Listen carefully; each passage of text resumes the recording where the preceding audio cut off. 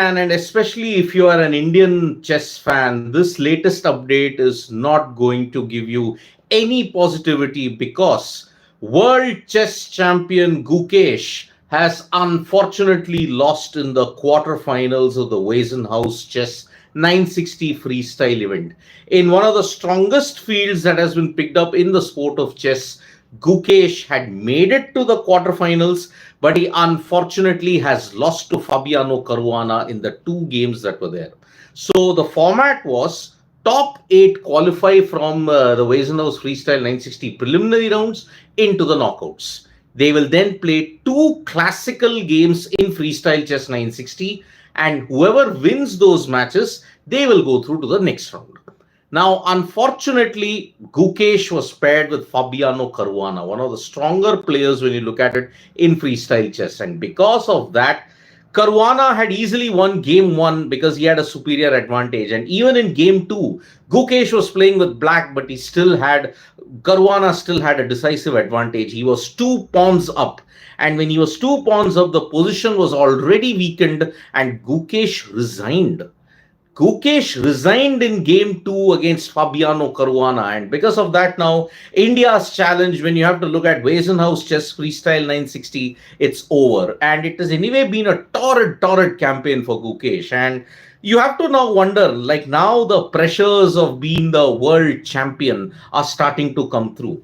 Of course, let us make no mistake about it. Weissenhaus Freestyle 960 does not give you the total stamp. Like, yes, he is not deserving of a world champion. Freestyle chess is totally different. The backfile is so random. The positions are so random that you do not know what to expect.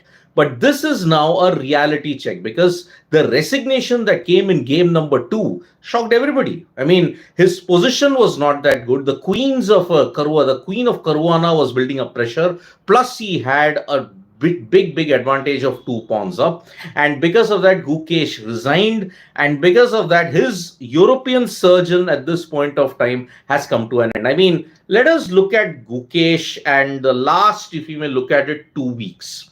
He started off 2025 in a very positive manner. In Vaikanzi, in the Tata Steel Masters, he was half a point ahead heading into the last round, but then we know what had happened there. Now, in that, Gukesh and Pragnananda squared off in the knockout stages in the sudden death matches, but unfortunately, Gukesh lost in heartbreaking fashion to Pragnananda. Here in Weissenhaus Freestyle Chess 960, Gukesh was caught up in a rather urgent dilemma because if you look at it, 7 draws out of the 9 matches that he played and 2 losses. One to Alireza Firouzja and the other to Magnus Carlsen. The Magnus Carlsen one, until move number 41, he was in prime form. He could have held Carlsen to a draw, but unfortunately, he blundered in move number 42 with the knight that was there. And because of that, Carlsen, being the endgame genius that he is, he blitzed it through, and 4 moves later, Gukesh resigned. So that is why, if you look at it, he just managed to make it to the quarterfinals because the other opponent, Vladimir Fedosiev, he lost in one of the matches. So that's why Gukesh made it to the quarterfinals. But here against Fabiano Caruana, who's one of the best players in the world for a reason, he could not break his defenses, Gukesh, and that is why his journey in Weissenhaus Freestyle 960 has come to an end.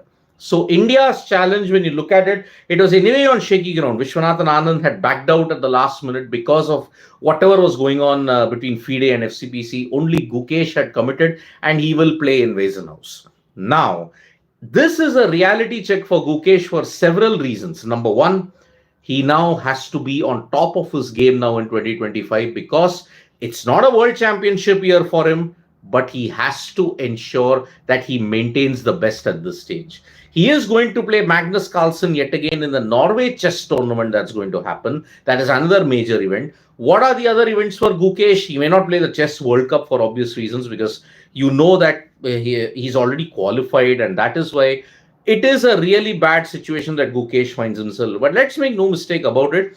Freestyle chess is new. It is very challenging.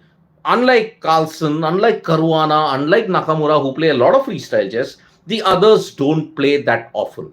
So that's why Gukesh, it's a tough baptism by fire when you look at the World Championship now. Each and every individual will raise questions, but it's not the right platform to raise because freestyle chess is totally different. So that's why we are looking at this. Tushar Maskara, Gukesh only focus was in classical due to a World Championship. I don't think he gave much time in 960 Rapid or Blitz. He's the classical World Champion, but in other parts of chess, he may be a lot behind for now.